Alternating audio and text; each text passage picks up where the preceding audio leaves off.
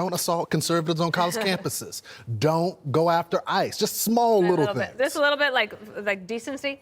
I think one of the things happening here is a lot of politics. Okay, so Seth Moulton, who you just saw, he is considering challenging Ed Markey in a primary to run for Senate in Massachusetts. It makes sense, right? Ed Markey, do you know that his office was across our office when I worked on Capitol Hill in 1995? Okay, so that's been a long time, and maybe it's time for a new generation to come up. Seth Moulton would be one of those people. He's a veteran. That would make a lot of sense. So I can see that. I also think that Fetterman is poised to become the Joe Manchin 2.0. So let's just say that the Democrats, don't get mad. Let's just say the Democrats were to flip one of the Senate next year, right? And now you have the Democrats in charge.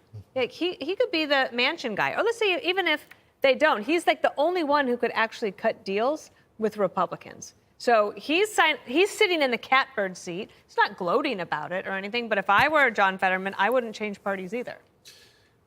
Jessica, is the base driving this? Is this why there can't be moderation right now? Is because the base wants fighters?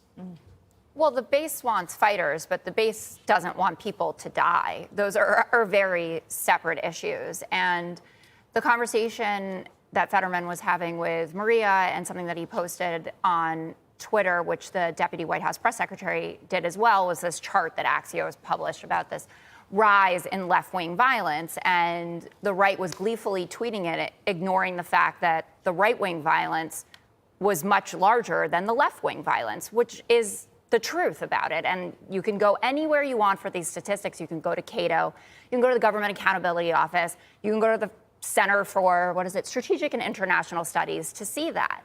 And in the wake of the absolutely tragic assassination of Charlie Kirk, the right, led by Donald Trump and J.D. Vance, wants to make it out as if the left are the only ones who have ever used the word fascist. And you can see a compilation of Stephen Miller saying it. It's passing all over Twitter. You have Donald Trump on tape. You have analyses of how many times that he's referred to Democrats and journalists as evil just in the first 6 months of his administration. And, I think that we should have led this conversation with the tragedies of this weekend.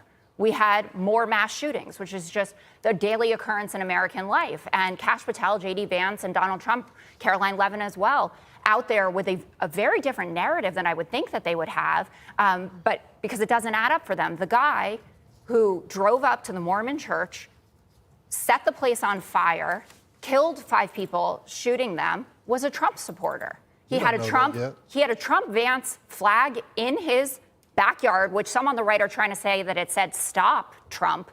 Doesn't make any sense.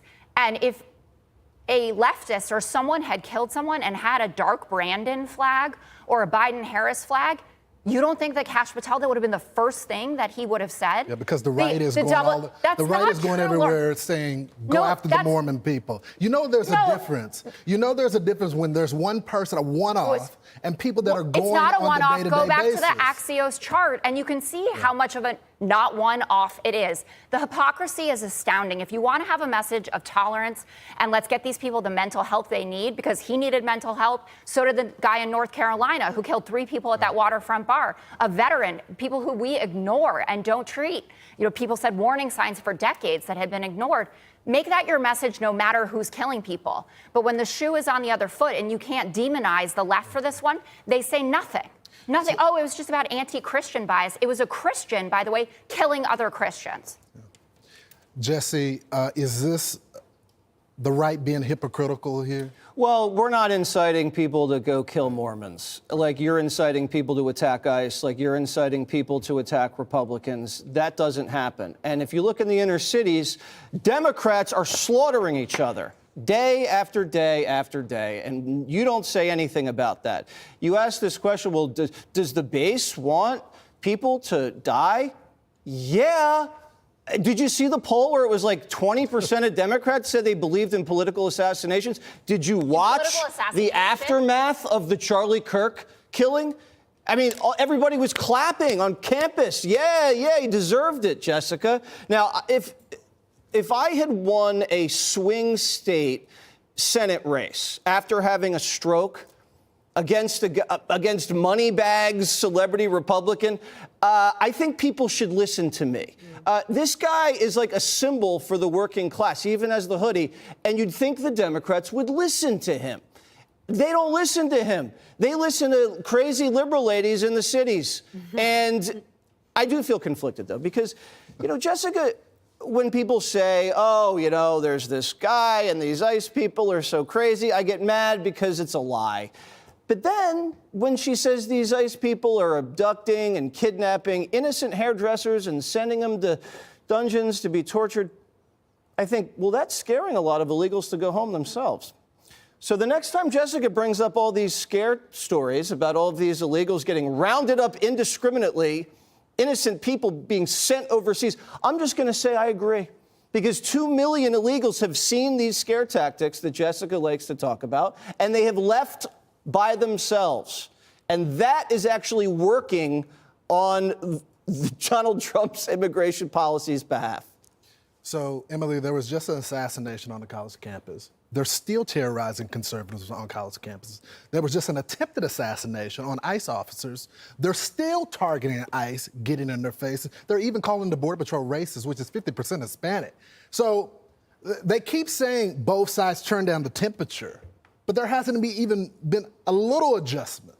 And you can't denounce right-wing violence while excusing or supporting, like in that poll, left-wing terrorism and comparing ICE agents to Gestapo and Nazis, especially from the mouth of a veteran like Moulton. Shame on him for that. It is not moral clarity, even though I know the left likes to be elitely better than all of us in an intellectual and moral way. It is just moral malpractice.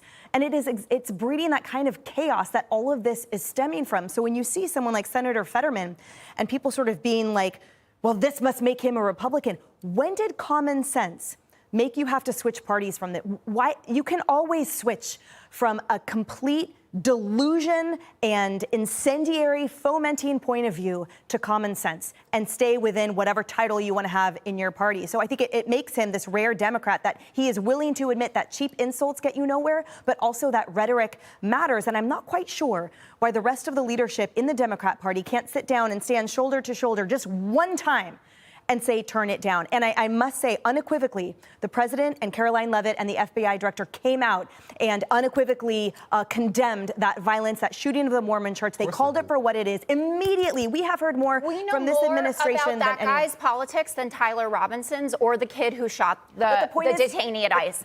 And they certainly didn't say, I heard he had a Trump flag. I disown him. I disavow that. That's not what we're about. They left a note, and they also inscribed the casings of the bullets. They didn't you don't have to speculate vote for about the left because they told you exactly what their motive was. You're bringing stuff out here that online the FBI hasn't even brought up. Kids. And when I brought that up, I got poo-pooed. Well, who cares? Who cares? Because he's with a trans person.